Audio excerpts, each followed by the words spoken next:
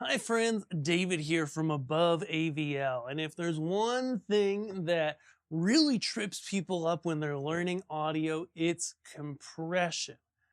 Compression, I would say, has probably out of like anything inside a modern soundboard, and of course they've been around for a long time, but regardless, anything you use in a soundboard, I would say compression is probably the most confusing, especially to folks that are new to it. But it doesn't have to be. Using compression really can help a lot in your mixes. However, a lot of times I also see it overused, and you want to be careful about that too. Okay, so in this video, we're going to look at compression mostly on individual channel levels.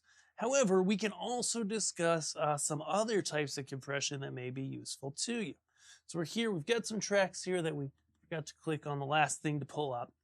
And we're going to take some listens to this worship set and listen to vocals, listen to drums, because those are primarily what we use, but also do some bass work and show you how compression can make a difference. Let's dive in.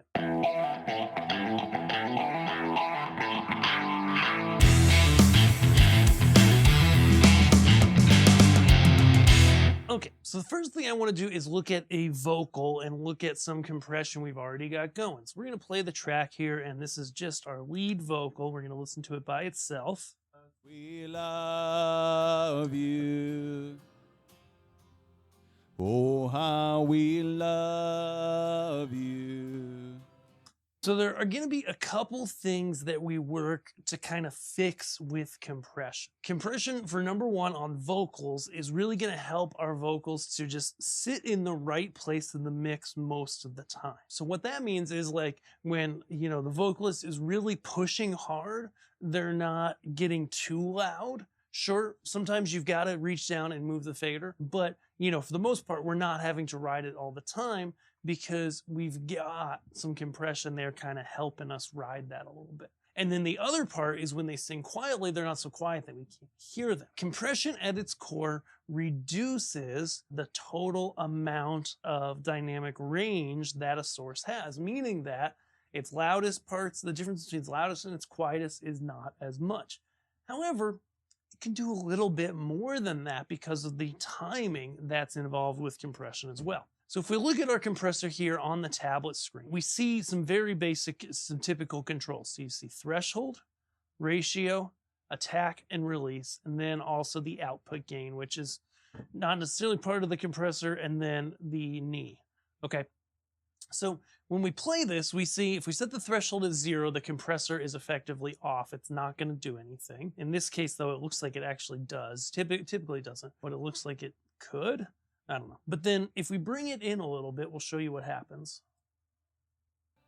You are the one our hearts adore. All right, so what we saw here is we brought it in and we start to see the gain reduction meter start to show some gain reduction from that vocalist. Okay, and so what that's doing is now the compressor's actually working. Okay, so what do the rest of these controls mean? All right, I'm going to pull the band back in just so we have a little context. Not the vocalist, but just the band itself. We'll make it a bit of a vocal heavy mix. And so essentially what we have here is the threshold is where it kicks in, right? So you see that when I move it.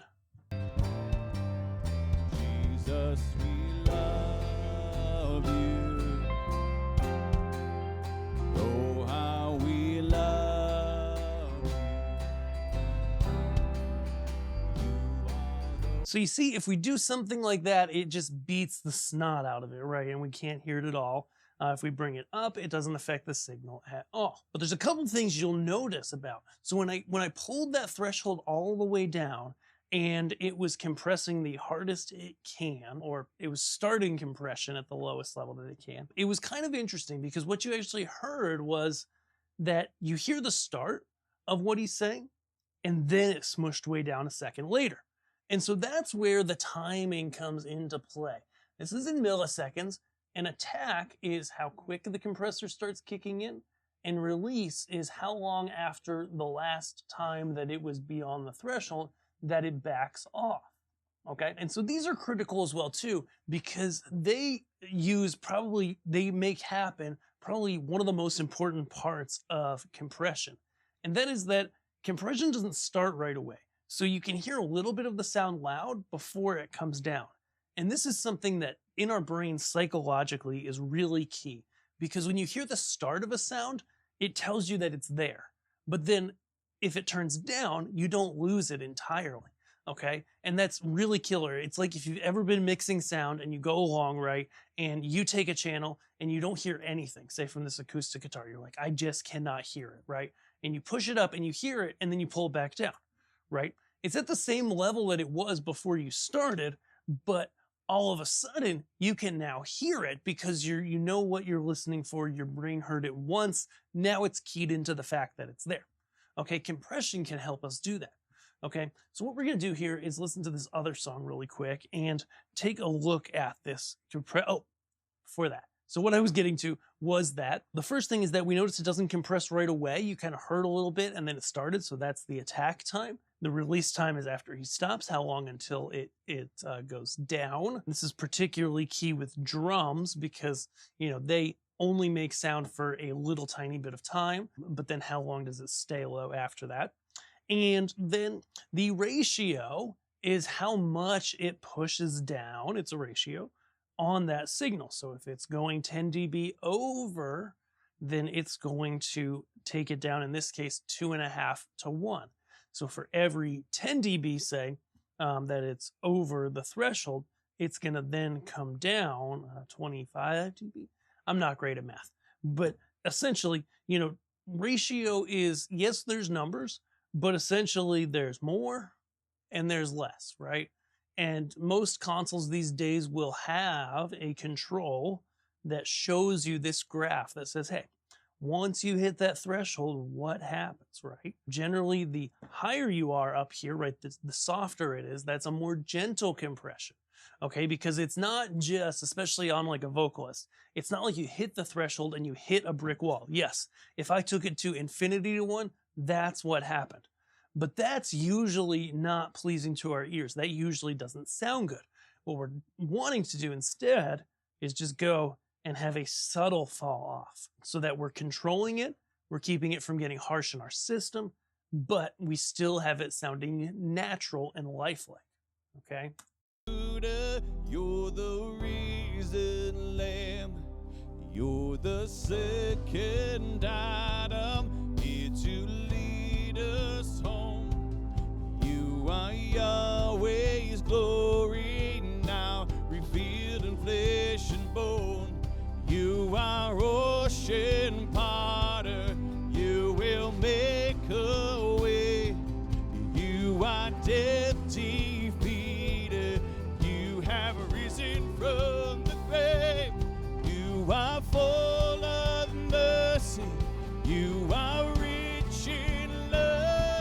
All right, so now a compression like this, as we just brought it in and kind of dialed it up, you can probably see both in the graph and hear in your ears as we listened that as the music got louder, as the crescendo kept happening, the vocals kept getting louder, but instead of it becoming a little bit harsh and overbearing in the mix, it just softened it so that it wasn't over top of all the other inputs, all the other sounds just as much.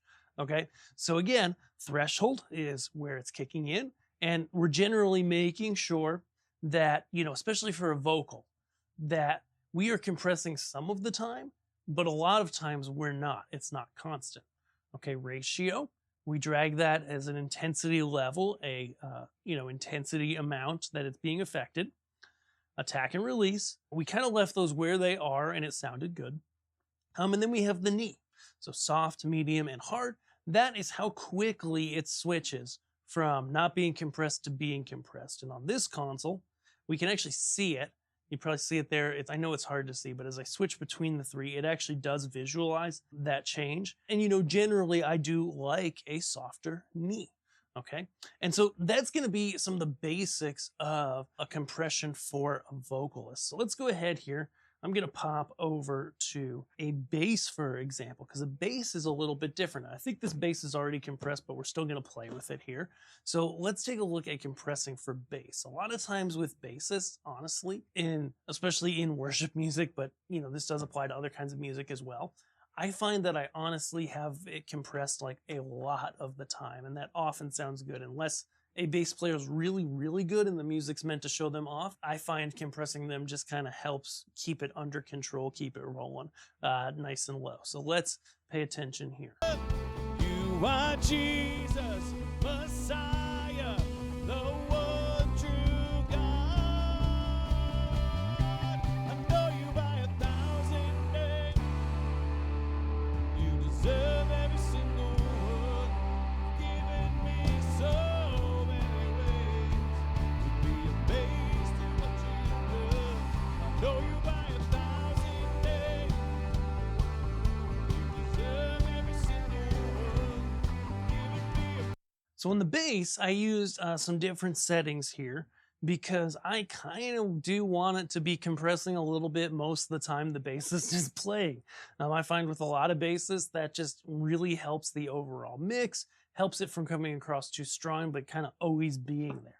Okay, now that is a time when using the output gain is going to be appropriate and work well. So for example, we saw it was kind of being constantly compressed around 3 decibels.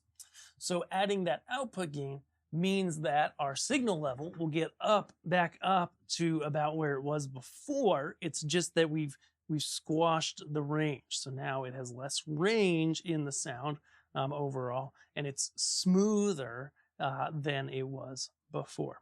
Let's go ahead then up to our kick drum. Okay, so drums are really where compression rubber meets the road. On other, vocals, instruments, it's like having a little compression can help a lot with things, can help smoothen it out, make your life easier, make the sound a little more pleasing, but you don't want to overdo it. With drums, you're allowed to overdo it. A lot of compression often sounds good in a lot of different styles of music. So let's take a listen here. I'm going to just work on the kick here, and I'm going to take it all the way off and then bring it in, show you how that works, show you how that sounds. So let's go ahead here with our kick.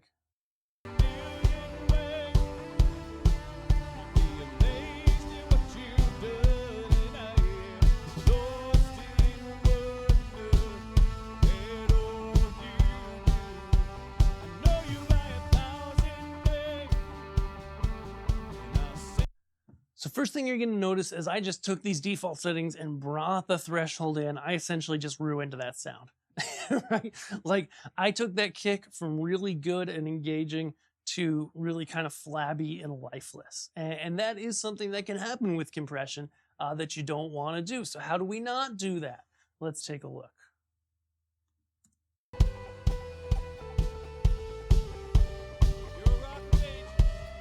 You are rock of ages, you're the great I am.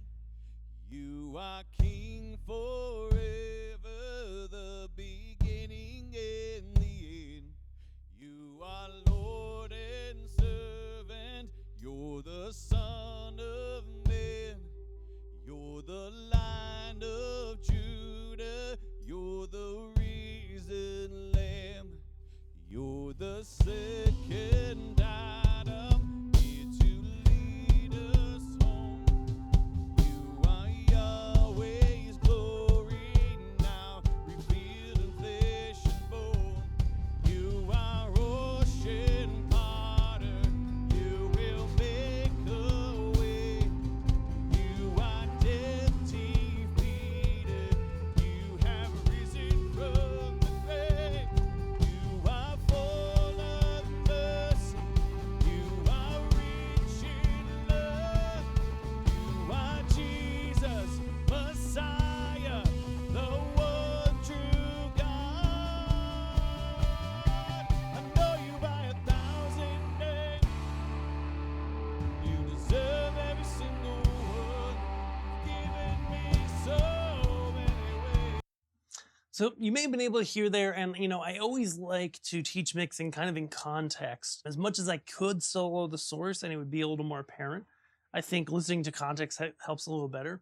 So you may have kind of heard there that we went from a kick drum that was kind of overtaking the bass entirely and even the vocals a little bit. And by applying some compression with kind of a medium attack time, a higher ratio than we'd used on vocals, a hard knee, we were able to just kind of tame it back a little, to still hear it, to still feel the initial thump, but then kind of tame it back a little. And so these are the kind of things that compression can do and really help you in your mix. I hope you've learned something new today, and hopefully this has made it easier for you. And if you're just starting out with this, if you're just starting out in live sound and you're like, okay, what do I do?